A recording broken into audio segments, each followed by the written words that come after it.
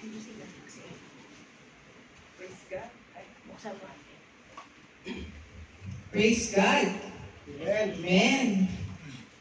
God is good. All the time. And all the time, God is good. Amen. Ay buti nga ng Diyos sa buhay ng bawat isa, di ba? Kumusta po ang bawat isa? Binahanap po ba kayo? Kumusta po ang kalagayan ng pamilya natin sa Pilipinas? Ayos naman. Ayos naman. Kahit nabahaan. No? So, maraming salamat, no? Maraming salamat pa din sa Diyos sa kabila ng sakuna, sa kabila ng bagyo, ay safe naman ang ating mga mahal sa buhay, no? So, we continue to pray para sa mga apektadong pamilya. And sa mga Zoomliners, keep safe po sa inyong lahat, no, sa Pilipinas. And God bless you as well as dito sa ating mga kapatiran dito sa aming simbahan. So, before anything else, sabi nga sa screen, kumusta ka? Mabuti. Sabi nga sa screen, kumusta po kayo lahat? Kumusta po? Personally, kumusta ka? Mabuti. Nasumiyak. Oh, pero ang sagot niyan, pagpipilian natin. Itataas yung kamay nyo kasi multiple choice po ang sagot nito. So, ang tanong is, kumusta ka? Letter A. Meron pa din. O, sino? Pa din. Sino? Sino ang may sagot niyan? Taas kamay. Ako. Ayaw niyo. O, sige. Letter B. Kailangan may sagot to. Mas mabuti kaysa sa dati. Yan. Mas mabuti kaysa sa dati. Kumusta ka? Sa letter C. May 1.5 ka ba? Wala eh. Wala? Ano yan? Wala. Diba? Alam mo lang yung ka Junior. Dalawang 5 ka. Alam mo lang yung City Junior. Di ba ganun yun kapag ka nangangumusta? Yan, nandito kasi ako. May 1.5 ba kayo? Ayaw nyo ano? So, wala. So, practically, kumusta po kayong lahat? Magandang umaga po sa lahat, no? At magandang araw po sa lahat. Sino po ba po? Zoom lang natin. Ano pa? Mention ko lang po sila sa gilid. Yan na siya. Okay. So, ayan. Maraming salamat po sa ating mga Zoomliners, sa mga alam ko, mga ano to halos batos to ni Kuya Salvi mga loyalista. So, mga hindi kayo mawawalan pag uwi ni Kuya Salvi dahil ano kayo, complete attendance kayo. Yan. Hindi kayo mawawalan, pero hindi ko lang sure kung magkakaroon din pa kayo. So, kumusta po? And then, sa ating pamilyang po ng ating Kuya Eli Suriao, maraming salamat. And then, si Ate Len ng ating Kuya Marlon, kumusta po? At sa inyong lahat, we are praying na kayo lahat ay safe sa gitna ng bagyo, sa baha. Keep safe and manalangin po tayo para sa ating pamilya at para sa ating bansang Pilipinas, no? So, sa mga nagsagot kanina sa kumusta ka, anong mas maiging sagot nyo is mas mabuti kaysa sa dati. At dapat lang, di ba? Mas mabuti kaysa sa dati kasi ang Diyos natin ayaw niya na ganito lang tayo. Yung ayaw niya na stuck lang tayo. Gusto niya na tayo ay lumago. Gusto niya tayo ay nag-uusad. Di ba? Amen? Ayaw niya na tayo ay dito na lang, stuck up tayo. But God wants us na umusad. Amen? Kasi nga, sabi ng Diyos, may plano siya para sa atin. Di ba? Sino mga life verse dito sa Jeremiah 29:11? Ang plano ng Diyos ay para sa ikakabuti at sa ikakausad nating lahat. Amen? Amen. Sa ating kinabukasan. Amen? Amen. So kung anong meron ka man ngayon, hindi pa yan ang plano ng Diyos. May plano pa ang Diyos para sa kinabukasan mo, plano niya na umusad ka kinabukasan at sa mga susunod na panahon. Amen? Amen. So, sa ating pamumuhay ng Kristiyano, ganun din po ba ang gusto natin? Amen? Sana gusto din natin na umusad ng ating pamumuhay Kristiyano kasi ang Lord gusto niya na tayo ay umusad din at lumago ang ating pamumuhay. Diba? Sa ating buhay Kristiyano. Kung sa love life natin, palagi kang broken-hearted, hindi naman pwedeng broken-hearted ka na lang lagi, di ba? Ang gusto ng Diyos na umusad tayo. Baga, move on din. Di ba? Move on din, di ba? At sa araw-araw ng pamumuhay natin, dapat sinisikap din natin na umusad. Amen? Amen. Sa araw-araw ng pamumuhay natin, dapat lumalago tayo, lalong-lalo na sa ating buhay na spiritual. Amen po ba tayo? Amen. Amen. So, yung tipo na kapag ka sa susunod na may nangangamusta sa iyo is confident ka na masasabi na mas mabuti kaysa sa dati. Amen? Kasi hindi na lumago ka lumabong ka, yung dating wala na yung lumang ikaw, talagang nag-improve ka. Confident ka na masasabi, mas mabuti kaysa sa dati. Praise God! Amen! Amen. Amen! So, ang salita ng Diyos ngayon ay naniniwala ako na ito ay karagdagang sundot lamang, no? Sa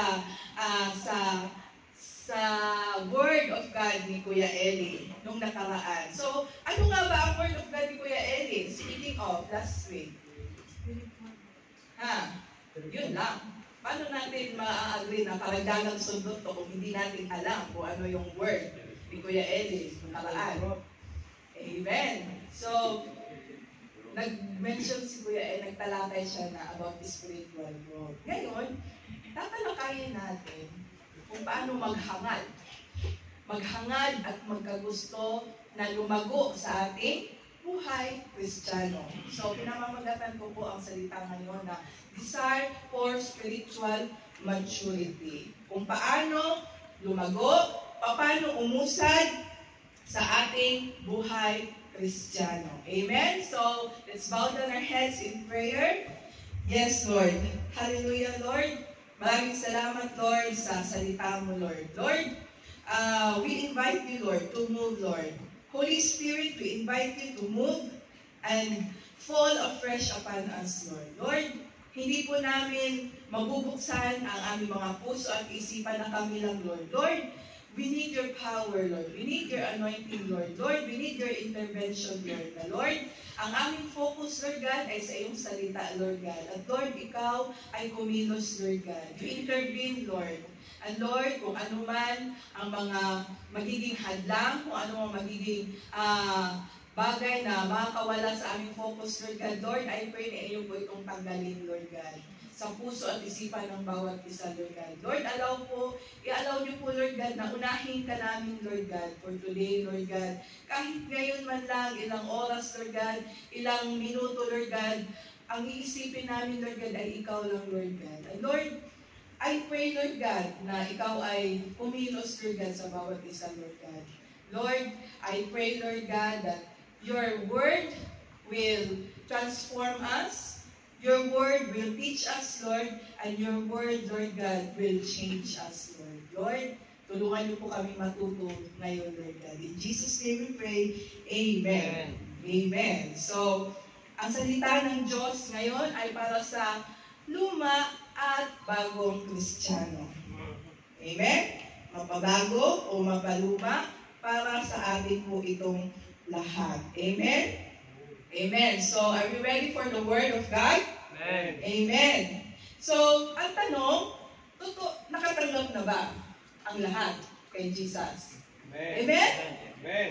Amen. Baka mahina tayo sa part na yun. Nakatanggap na ba? Amen. Amen. Nakatanggap, nakakilala na ang lahat. Talaga ba? Totoo ba na nakatanggap at nakakilala na tayong lahat? Totoo bang na-born again na tayong lahat? Amen? So, ang sabi nga sa salita ng Diyos, di ba? Kung hindi ka pa na-born again, kung hindi ka pa nakatanggap, the book of Ephesians 2:1-2 said, And you were once dead in the trespasses and sins in which you once walked. So, yan po ang version ko. Kung bibuksan nyo ang version na inyong Biblia, isa lang ang thought niyan. Dati, nung hindi ka pa nakatanggap kay Jesus, patay ka. Patay ka. Patay ka sa iyong mga kasalanan. Amen. Totoo ba? Amen. Amen? So, sabi dito, nung hindi ka pa nakatanggap kay Jesus, nung mabisyo ka pa, nung wala pang purpose yung buhay mo, ikaw daw ay patay sa kasalanan mo. So, meaning, ang patay, walang buhay, hindi makausad. So, ibig sabihin, hindi na lalago kasi patay. Di ba? Walang buhay. So, at ang sabi, patay ka sa iyong mga kasalanan at ang bayad ng mga kasalanan ay kamatayan. So, double dead na. Di ba? Patay ka na nga. Patay ka pa sa mga kasalanan mo. Papunta ka pa sa kamatayan. Di ba? So, walang buhay, hindi ka makausad. So, you are physically active, but spiritually dead. You're physically alive, but spiritually dead. Amen po ba tayo? Amen? So, patay ka, hindi ka pa nakatanggap kay Jesus, patay ka sa mga kasalanan mo, at papunta ka pa sa ibang kamatayan kapag hindi mo talaga tinanggap si Jesus. However, dumating yung time ngayon na nakilala mo si Jesus, di ba? Nung nakatanggap ka, nakakilala ka na kay Jesus, tinanggap mo siya as Savior. Sabi in the Word of God in Ephesians 2 pa rin, the following verse, because of His great love for us, God, who is rich in mercy, made us alive with Christ. So, patay ka dahil kay God, dahil siya ay puno ng habag sa atin, sabi nga, He is rich in mercy. Diba? Binigyan niya tayo ng buhay. Binuhay niya tayo, diba? Kita niya, made us alive in Christ. So, makita natin, from being dead, Ephesians 2, patay ka sa mga kasalanan mo, dahil si God, nandyan, binigyan ka ng buhay. Binuhay ka niya. Amen? Alive in Christ. Binuhay ka ng Diyos sa pamamagitan kay Hesus Kristo. Amen? At dahil dyan, because God who is rich in mercy, siya ay nanghabag sa atin. Amen? So ngayon, eto ang tanong. Sa mga nakatanggap na, kumusta ang buhay Kristiyano natin? Amen. Kumusta po? A, ganun pa din? O B, mabuti kaysa sa dati? Ay, sunod. Buti kaysa Mabuti. Amen. Dapat mabuti kaysa sa dati. Amen. Pag-ikat, patay ka. Oo, kasi dati namatay ka. Na nung na-receive mo si Jesus, binigyan ka niya ng buhay. Amen? Umuusad. May buhay. Amen? So, umuusad naman po. Dati, once a month ako nagsisimba. Ngayon, 2 times a month na eh. Oo, umuusad naman. At least, umuusad. Diba? After 1 year.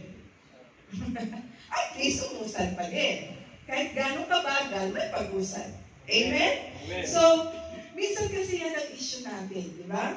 Yung nasanay na tayo na hanggang dito na lang, okay na tayo, hanggang dito na lang, natanggap ko na si Jesus eh.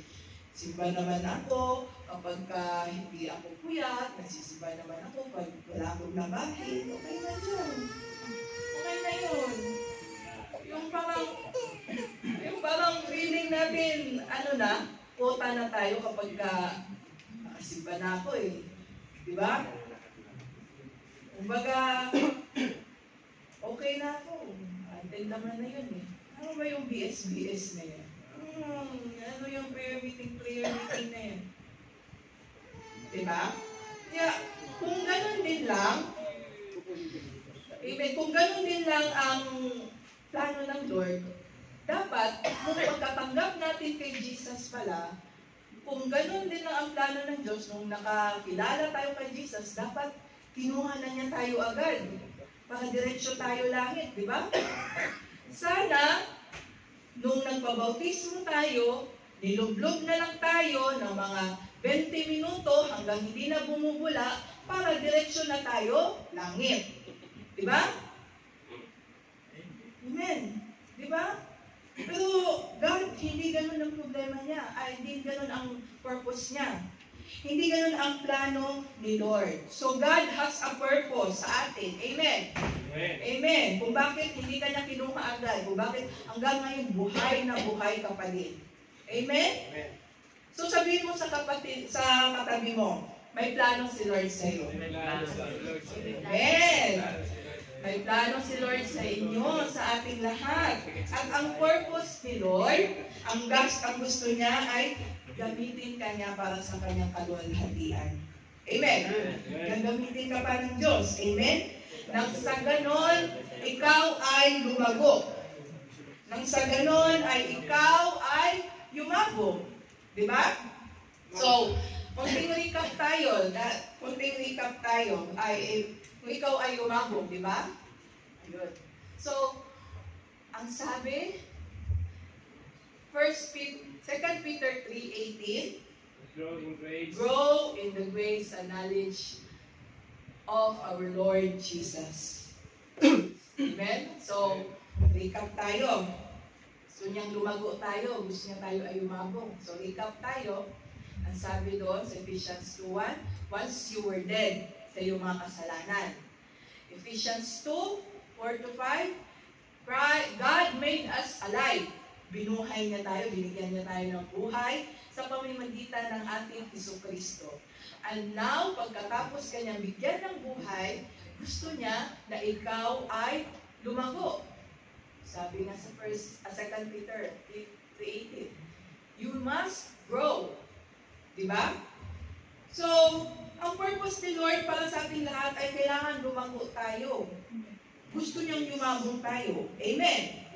Kasi, nung baby Christian ka pa, yung bagong pananampalataya, kakatanggap mo pa lang kay Lord, okay lang yung pa-attend ka pa. Tapos, uuwi, kasi bago ka pa di ba? Pero pag 5 years, 10 years ka ng Kristiyano, tapos ganun pa din yung gawain mo, pagkatapos, iuuwi ka agad, parang malalang, ganun. Hindi ka na lumago. Amen? Walang improvement. Hindi ka uusan kapag ka ganyan. Diba? Parang, ang tagal mo ng Kristiyano, ganun pa din. Diba? Hindi bagay. Amen? So, nung baby ka pa, ayan, diba? Yan. Nung baby ka pa, cute ka pa. Okay lang yan, kahit anong gawin mo, kasi bago ka pa sa pananampalataya, di ba? Okay lang yan, kahit anong gawin mo, kahit uuwi ka kaagad. Pero, kapag tumagal na, ilang taon ka ng Kristiyano, hindi na bagay. Tingnan nyo. Yan yung ngayon, pinagtatawanan nyo. Imagine yung sarili nyo, gano'n, di ba? Kalit yung katawan. Parang si Baby Giant. Iba. Diba? Nung baby pa, bagay pa. Pero pag ilang taon na, tapos baby, ganun pa din yung gawain mo, hindi na bagay. Diba? Oo.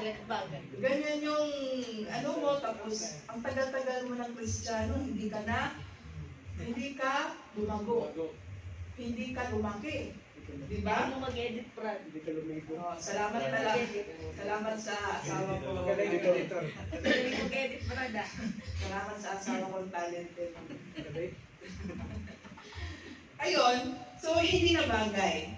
So, imagine mo kung ilang taon ka ng Kristiyano, tapos ganun pa din yung lifestyle mo, magagalitin ka pa din, sensitive ka pa din, nadi-distract na si Jai Jai. Ipat mo na dyan. Ayun ba yun dyan? Tawa natin yan dyan. Parang nadi-distract yata kayo. Ipat mo na dyan. Okay lang, kasi hindi niya talaga kaya. Nakaka-distract na. So, kapag ilang taon ka ng Kristiyano, tapos sensitive ka pa din, makakuhin ka pa din, irritable ka pa din, ma-pride, mabago pa din ang mo, parang hindi ka na lumago, na-stuck ka na, di ba? Amen. Amen? So, ilang taon ka na sa TCF, nahihiya ka pa din, di ba? Ilang taon ka na natin, dapat by now, hindi ka na nahihiya, di ba? Amen. So, Hindi mo lang yan naman. we should grow. Di ba? We should mature. Amen. Amen. Amen. So, minsan kasi ang problema natin, kontento na tayo sa ganito na lang. Di ba? Ano ba yung Bible study na? Parables na yan. May lakad ako eh. Ay, hindi na ako mag-prayer meeting. Punta ako sa rawat. Di ba? Pagka ganyan, hindi tayo lalago kapag ganyan. Amen? Kapag nililimitahan natin ang kaya ng Diyos. Amen? Pagka nililimitahan natin si God. Amen? Hindi tayo uusad kapag ganyan. Tama po ba? Amen. Amen. So, our key verse today is found in the book of 1 Peter chapter 2 verse 2. So, ayan nga. Sabi dito, like newborn infants, long for the pure spiritual milk, that by it you may grow up into salvation. Amen. So, yan po ang ating key verse ngayon, 1 Peter chapter 2, verse 2. So, like newborn infants, pinahalin tulad daw tayo sa isang bata na bagong panganak. Amen? Mapaluma o bagong Kristiyano, dapat lahat tayo ay parang isang bata na parang bagong panganak. Na ang mga baby kapag pinanganak yan sila, gutom yan. Di ba? Hindi yan sila titigil sa kakaiyak hanggat hindi nakakadede. Naghahanap agad yan sila ng gatas ng malidede. Kaya bilhin ng doktor, painumin agad sila, padidein agad sila, di ba? So, ganun tayo, dapat tayo mga mananampalataya ni Kristo. Mababago o luma, kinukumpara tayo. Dapat ganun tayo as Christians na para isang sanggol na gutom. Di ba? Naghahangad lagi ng pure spiritual milk.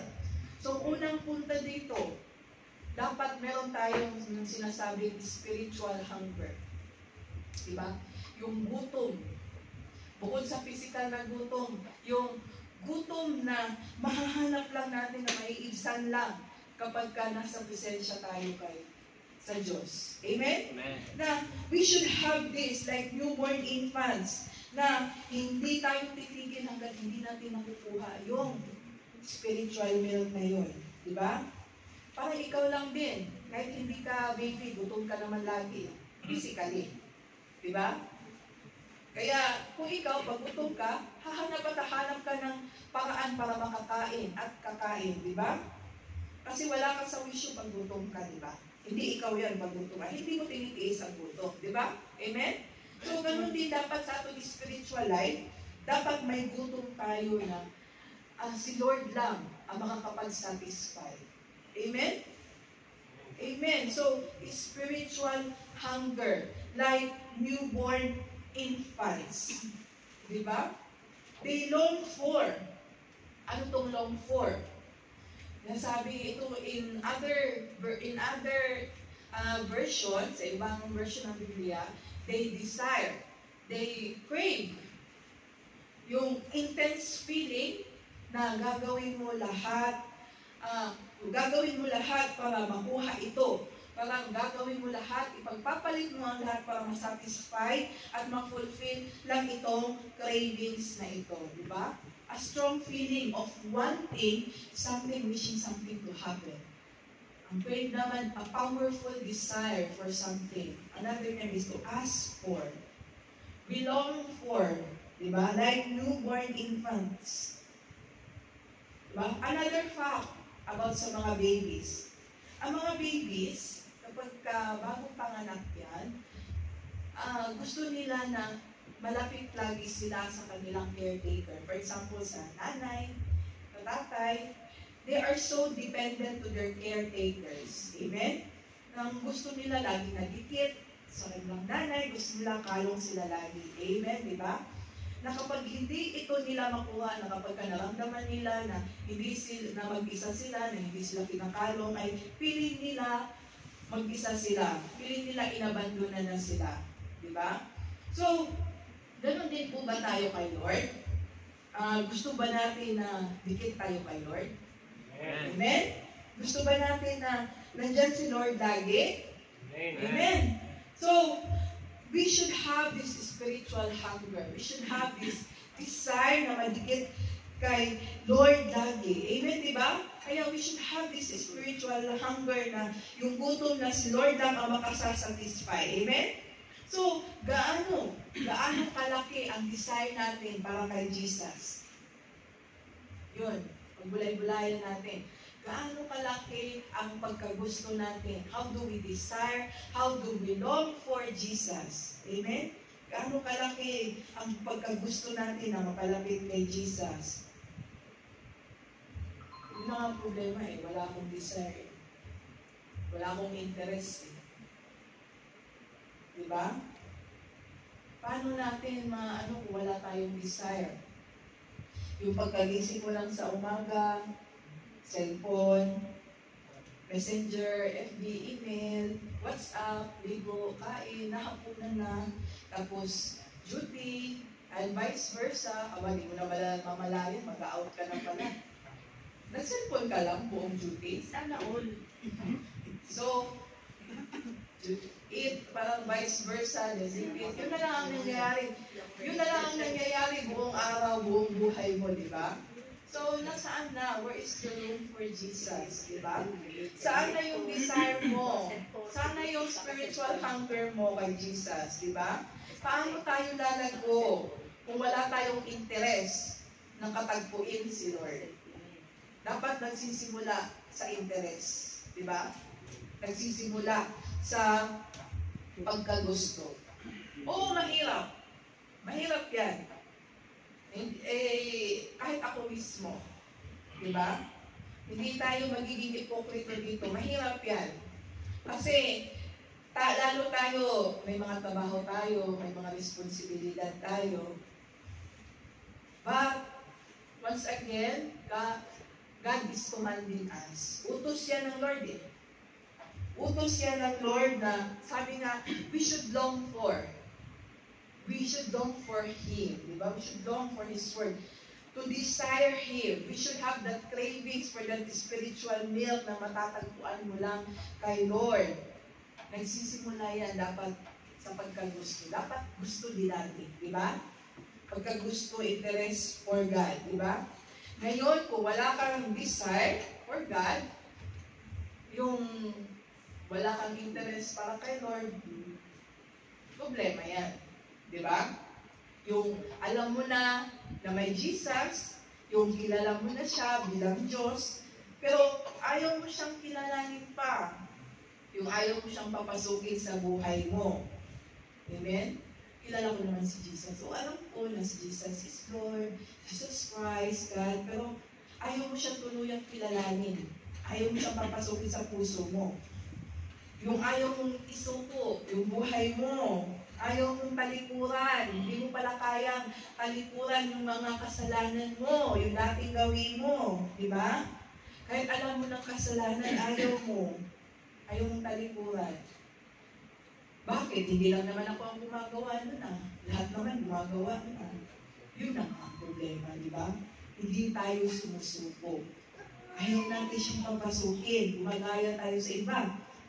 Diba?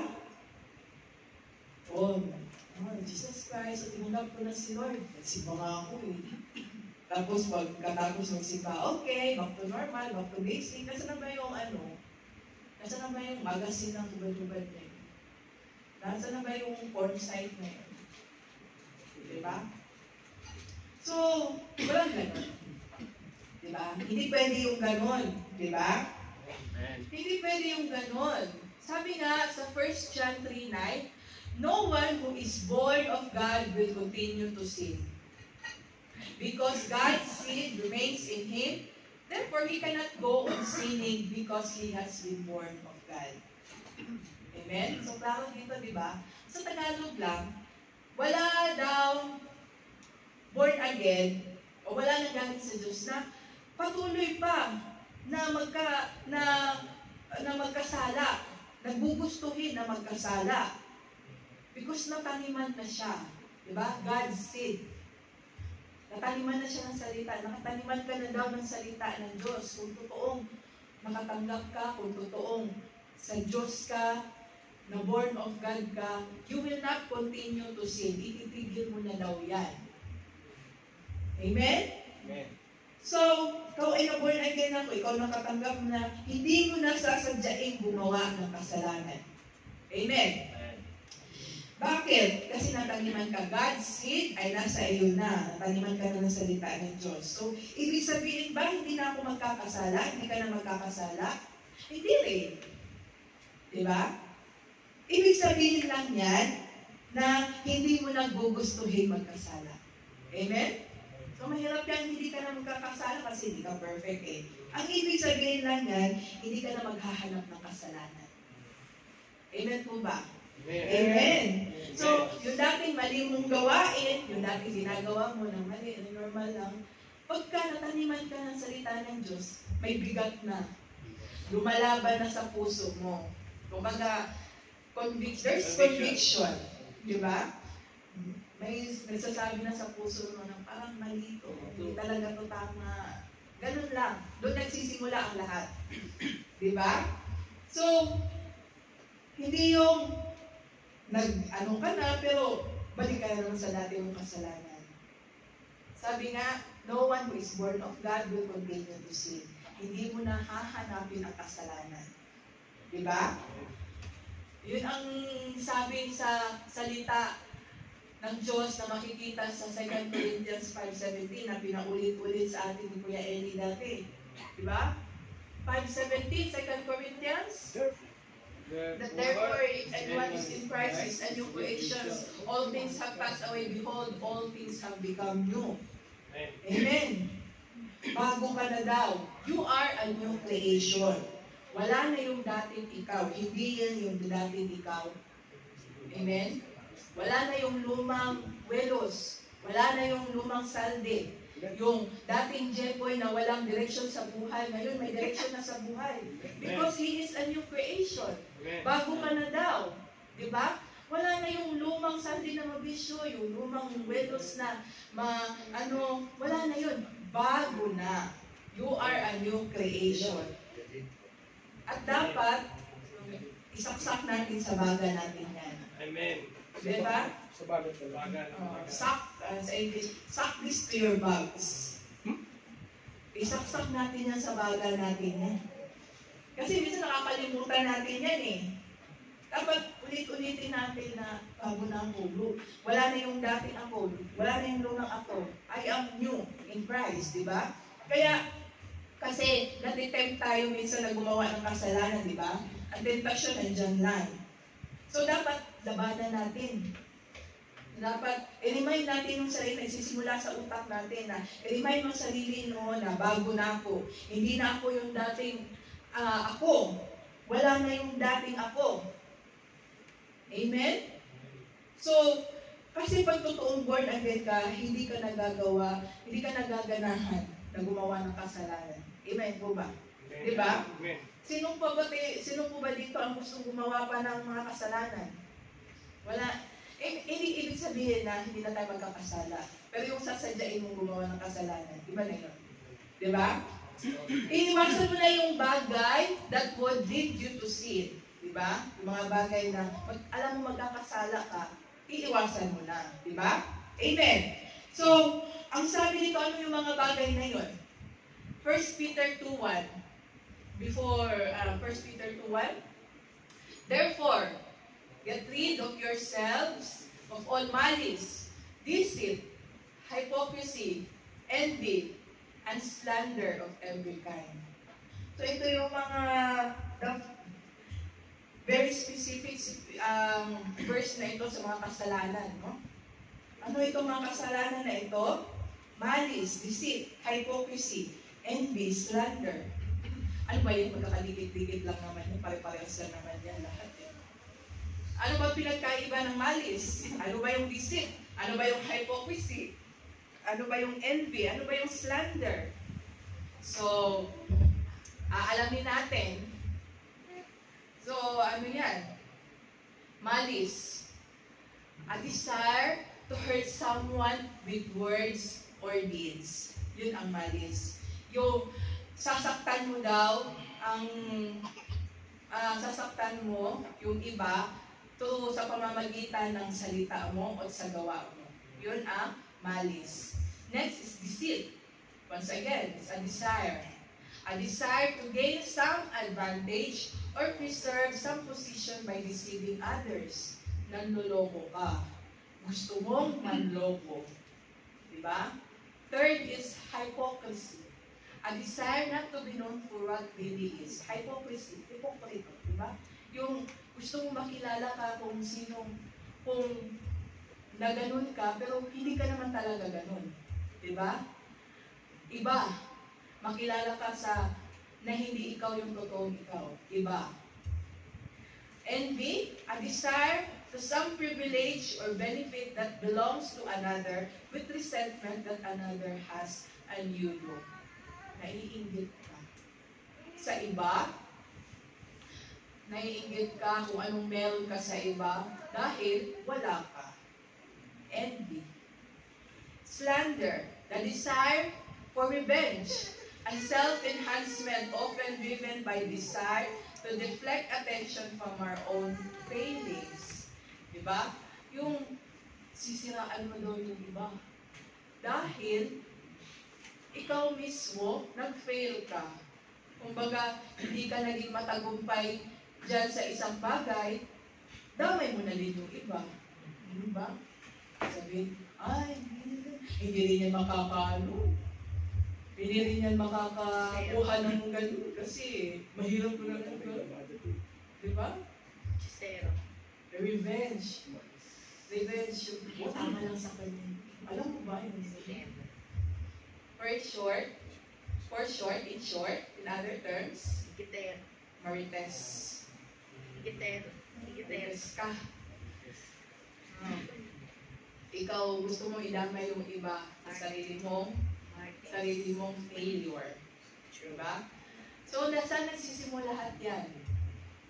Ano ang common nila sa kanilang ang common sa kanilang lahat? Nagsisimula ang lahat sa desire. Yung pagkagusto.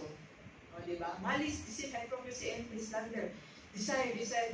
Gusto mo magkasala, gusto mo na, gusto mong mag-revenge, gusto mong saktan yung iba,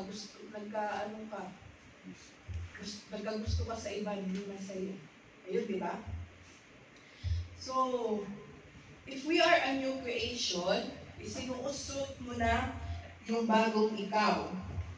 Wala na nga yung lumang ikaw, di ba? Sabi nga, you are a new creation. Wala na yung lumang ikaw. Bago na. Amen? So, for example lang dito, ang best illustration dito, sino dito ang ganito? Nagsusuot ng labahin. Labahin. Ano ba yun? Yung lumina. Yung nasuot mo na, tapos susuot mo. Yung Ganito, sino dito ang nag-ulit-ulit ng damit? O pantalon, o brief? Pantalon. Hindi naman ng brief. Pantalon. Sige, okay lang. Sige, worst kasi na yung brief. Oo, Ngayon nga sabi nila sa inyo, di ba? Sino dito nag-uulit-ulit? Okay lang na. Doon sa mga uniformist trabaho. Okay. Katulad ni Kuya Eli, yung... Talaga ba? Okay, at least honest. Pantalon. Sa tigas. At least hindi sinungaling, nag-uulit. Pantalon. Wag lang pa rin. Bakit sa Kuya Saldi? Nauulit din eh. Sabi ka naman, hindi mo sa ipi, di ba? Kasi sumama ako sa swimming, wala pala akong dalang brief. Oo. Balik ko dito yung pa rin. Diba? Iba na ngayon eh. For example, may paborito kang damit. Gusto mong suotin sa isang araw. Ang problema, nasa labahin. Nasa pinakailalim niyan. Dami mo ng labahin, wala ka nang maisuot. Pero hinahanap mo yung paborito mong damit. Kahit nasa pinakailalim, hinahanap mo. Tapos dito na, nakuha mo na, amoy-amoy lang. Parang hindi pa naman masyadong masamsam. Pwede pa. Diba? Kumakagat sa likod. So, ganun, di ba? Pag tayo ay bago niya, huwag mo nang isuot yung labahin na, yung dating ikaw na, dating ikaw, lumang ikaw, yung mamahong ikaw, yung mabisyong ikaw, wala na yun. Huwag mo nang isuot yun, huwag mo lang hanapin yun. Kasi bago ka na, di ba? Masarap kasi dati. Kung gusto mong suotin yun, yung paborito mo, labhan mo. Para bago. Masarap mag-droga. Diba? Ganon illustration. So, ganon tayo. Ganon tayo as Christians. Pag gusto nating lumago, gusto nating magbago, gusto nating umusad, huwag mo nang balikan dati ng mga gawain. Huwag mo nang balikan mga dati mong kasalanan. Diba? Huwag mo nang isuot yung daluhan ikaw. Because you are born of God. Diba? Nasa Diyos ka na daw, nataniman ka na. Diba? Nataniman ka ng salita ng Diyos na born again, kilala ka na, hindi mo na hahanapin yung kasalanan na yon. Amen? So wala na yung manis na yon, yung hypocrisy, envy, slander, dapat iwasan, wala na yun. Huwag mo nang balikan, huwag mo nang ulit-ulitin pa. Amen? In short, ano sabi dito? Mayos ka. Pringles. May sumararamdaman natin. Pringles. Dapat umayos tayo. Pringles. Walang ibang mag-aano sa atin. Walang Sa ibang real mag-aayos. Mayos ka. Ngayon, sabihan mo katabi mo. O sadyain mo sabihin kung sino talaga yung gusto mo. Mayos ka. Sabihan mo yung katabi mo, sa likod mo, sa harap mo. Umayos ka. Sino ba yung sarili? Umayos ka. Mayos ka. Kasi anak ka ng Diyos. Mayos ka, Junior. Mayos ka, Junior. At dala-dala mo ang pangalan ni Jesus Christ, di ba? Si Jesus Christ, pinagpalit niya yung buhay niya para sa'yo. Nagdusa siya para sa'yo. Kaya, mayos ka. Sabi yung sarili nyo. Umayos ka. Mayos ka. Amen? Sabi yung sarili nyo. Pinpoint na Dapat umayos tayo. Sabihin mo din sa sarili mo, Umayos umayos ka. ka. Umayos ka. Amen. Sabi nga in the, sa ating key verse ngayon, di ba? Like newborn infants, they long for spiritual milk, pure spiritual milk. Ano ba itong pure spiritual milk na hinahangad ng dapat hinahangad natin at dapat ginugusto natin? It is the Word of God. Amen? Dapat yun ang gusto natin. Hindi lang yung mga Christian books, hindi lang yung mga Christian videos, yung mga Christian clips, yung mga stories, and etc. But the Word of God itself direct from the Bible. Amen. Amen. Amen. Kaya sinabing pure is spiritual milk kasi the Word of God is pure. Amen? At yun ang magtatanggal lahat ng mga impurities natin. Yung mga, ano ba yung mga impurities natin? Yung limang yun. Yung malice, envy, slander, yun ang nagpapa-impure, yun ang nagpapadumi sa atin. Ngayon, kung hahangarin natin at pupunuin natin yung sarili natin sa pure spiritual milk that is the Word of God, yun ang maglilinis sa atin. Amen? That's why we need the pure spiritual milk para tayo ay luminis. At tayong Christians, we are required to do that. Amen? Sabi nga sa 1 Peter 1:23, since you have been born again na naman. So, dapat we remind ourselves na tayo born again. Diba? Since you have been born again, not of perishable seed, but of imperishable, through the living and abiding Word of God. Amen? So, the Word of God, living and abiding. Diba? Pinapamuhay at sinusunod natin ang salita ng Diyos. Hindi lang yung binabasa natin, pinapakinggan natin, pinapamuhay, at sinusunod natin ang salita ng Diyos. Diba?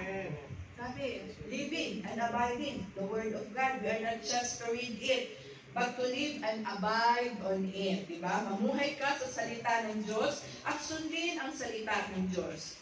Bakit? Bakit kailangan natin? Ano bang nagagawa ng salita ng Diyos bukod sa ito yung nagpapalinis natin? Diba? It will strengthen you. Diba? Amen. Nagpapatibay sa atin ang salita ng Diyos. Amen? Nagpapatibay at nagpapalakas sa atin ang salita ng Diyos. Amen po ba tayo? Amen. So, sino nakakakilala kay Job? Job. Job in the Bible. Si Job. Kilala natin siya. Buhay ko ba siya? Patay na siguro yun. patay na siya. Kung sa patay na siya, it's a character in the Bible na alam natin na marami siyang pinagdaanan, di ba? Alam natin kung ano ang mga paghihirap na dinanas niya. Marami siyang pinagdaanan ng pagsubok, malas, sakuna, pag-uusig, paghihirap. Ano yon? Namatayan siya ng anak, inabandon na siya ng asawa niya, ninakawan, nabangkot yung mga negosyo niya, iba't ibang sakit ang dumapo sa kanya, inuusig siya, may 3 siyang kaibigan na inuusig siya, ang mga negosyo na nanakawan, nabangkot, at ito lahat nangyari ng sabay-sabay. Sabay-sabay, sunod-sunod. Nangyari ito lahat sa kanya, di ba? Kaya pag samasamahin natin yung mga problema natin, lahat ng mga hinagpis natin, mas malala pa rin kay Job, di ba? Amen. Pero, sa lahat ng pagsubok at pinagdaanan niya, pinanghawakan niya ang salita ng Diyos. Amen? Yun ang sikreto niya. Yun ang nagpalakas sa kanya. Kung bubuksan natin ang Bible, the book of Job, 23:10-12. Ang sabi niya dito, "But he knows the way that I take. When he has tested me, I will come forth as gold. My feet have closely followed his steps. I have kept to his way without turning aside.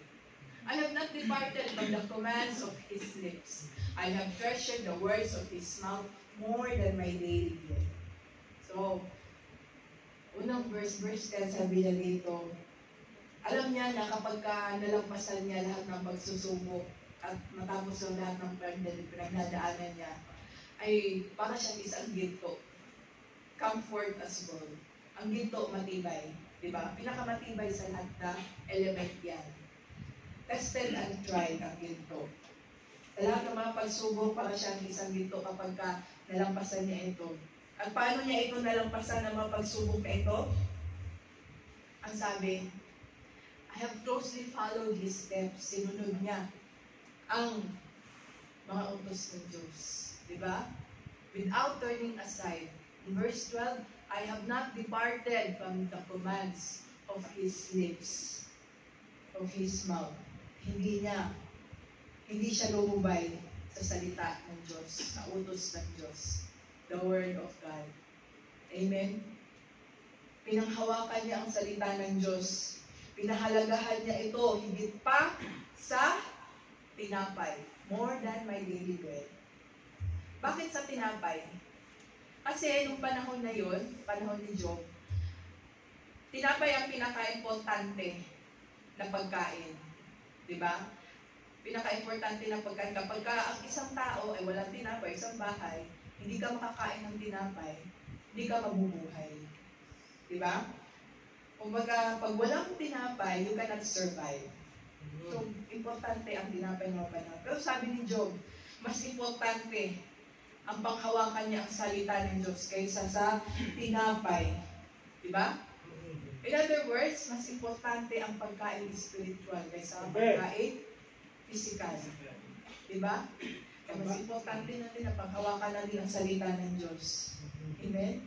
Sa'yo, ano ba ang pinaka-importante sa buhay mo ngayon? Importante ba ang salita ng Diyos sa'yo? Amen? Amen. Ano ba importante sa buhay mo ngayon? Trabaho, pera, career, vision, love life, sarili mo? Nasaan ang Diyos? Nasaan ang lugar ng Diyos sa buhay mo? Importante ba si God sa'yo? So, pagbulay-bulayan natin. So, as a conclusion, let us be like Job. Tularan natin. Maging example natin si Job na sa lahat ng mga pagdaan ng pagsubok natin, kahit sunod-sunod man yung mga pagsubok natin, maraming dumapo sa inyo ng kamalasan, sakit, o sa pamilya mo, panghawakan mo ang salita ng Diyos. Amen? Amen. Nang sa ganun, ikaw ay tumibay. Nang sa ikaw ay makalampas at mapagtagumpayan mo yung mga pagsubok at hamon sa buhay. Diba? Paano nalampasan ni Job yung mga pagsubok niya? Pinanghawakan niya ang salita ng Diyos. Diba? All this starts with a desire. The desire to long for that spiritual milk. Diba? Yung pure spiritual milk, which is the Word of God. Diba? Amen. At hindi mo lang malalampasan yung mga problema mo kapag namuhay ka sa salita ng Diyos. Sabi nga dito, like newborn infants. 1 Peter 2:2, sa ating key verse, the last part, like newborn infants, long for spiritual milk, that by it you may grow up. Ikaw ay lalago. Diba? You may grow up. Diba? Ayan ang resulta ng pagsunod at pagsasapamuhay natin sa salita ng Diyos. Lalago ka. Yayabong ka. Amen? Ikaw ay pagtitibayin, palalaguin sa salita ng Diyos. Amen? Amen. Amen. So, tandaan natin to, ang progression. Una, patay ka sa mga kasalanan mo. The book of Ephesians. Next is, dahil si God naawa sa atin, binuhay ka niya. Ephesians 2. God made us alive in Christ. 2 Peter, bakit na tayo binuhay? Galing sa ating kamatay. Bakit galing patay? Binigyan niya tayo ng buhay. 2 Peter 3:18, dahil gusto niya tayo ay lumabo. He wants us to grow. Grow in the grace and knowledge of the Lord Jesus. And not just to grow, kundi grow up. Yung talagang ikaw ay, you will reach your full maturity, your full potential. You may grow up, diba? Into salvation. So, dead, alive, grow, and grow up. Diba? Yun ang gusto ni Lord sa atin. Amen? So, ganun ang dapat pamumuhay natin Kristiyano. Dapat may pag-usad. Diba? May pagbabago at may paglago. Amen? Amen. Hindi yung matagal ka ng Kristiyano, isang verse pa dito alam mo sa Biblia. Diba? O matagal ka nang nakakilala, pero mag-pride ka pa din, irritable ka pa din, o mas ano pa din kapag may nakita ka sa Facebook na hubad-hubad, mas tinititigan mo pa din. Diba? Wala na yun, diba? Kilala ka na eh. Matagal ka na naman ganyan eh. Diba? Sabi nga kanina, umayos ka. Diba? Kasi may plano si Lord sa'yo. Amen? At ang plano niya, ang purpose niya para sa ating lahat ay lumago ka. Umusad ka. Amen? Dahil gagamitin ka niya para sa kanyang kalwalhatian. Amen. Is the word of God clear? Amen. Klaro po ba ang salita ng Diyos? Amen. Amen? So, may natutunan po ba tayo? Amen. Amen. Amen. Okay, so the word of God is alive. Maiksi, direct to the point, but it is alive. Amen? So let us bow down our heads in prayer. Hallelujah, Lord. Maraming salamat sa inyong salita, Lord God, dahil tinuruan niyo kami once again, Lord God. You have reminded us once again, Lord God, sa iyong mga plano, reminded us of your words, you instructed us, Lord God, kung ano ang dapat namin gawin, Lord God. Lord, hindi rin po namin gusto, Lord God, na kami ay ma-stand up, Lord God. Ayaw din po namin, Lord God, na ganito na lang din po kami lagi, Lord God. So, Lord, tulungan niyo po kami na umusad. Tulungan niyo po kami na magbago, Lord God. Lord, tulungan niyo po, Lord God, kami na ma-fulfill namin, Lord God, ang iyong gusto sa amin, Lord God. Hindi po namin kaya ito makuha na kami lang, Lord God. Lord, kailangan po namin ang iyong intervention. Kailangan po namin ang iyong tulong, Lord God, para, Lord God, ma-fulfill namin, Lord God, ang iyong purpose para sa amin, Lord God. Lord, we desire for that spiritual milk, Lord God. Lord, punuin niyo po kami ng iyong salita, Lord God. Tulungan niyo po kami mamuhay nito, Lord God. At panghawakan nito, Lord God. Maraming salamat, Lord God, sa iyong salita, Lord God. And Lord, I am praying, Lord God, sa pamilya ng bawat isa, Lord God. Apektado man ang baha sa Pilipinas o hindi, Lord God. Lord God, I pray for their safety, Lord God. And I pray for provision, Lord God. Kung ano man ang nasira, kung ano man ang kinuha ng bagyong ito, Lord God. Lord, I pray that you will palitan, Lord God. Lord, we believe that you are the God who restores, Lord God. You are the God of restoration, Lord God. Lord, inyo pong palitan, Lord God, kung ano pong nawala ng bagyong ito, Lord God. And Lord, mayaman ka po ng Diyos, Lord God. You will provide the needs ng pangangailangan ng bawat isa, Lord God. Lord God, I am praying na safe, Lord God, ang pamilya at mahal namin sa buhay sa Pilipinas, Lord God. Lord, maraming salamat, Lord God, sa lahat. In Jesus' name we pray. Amen.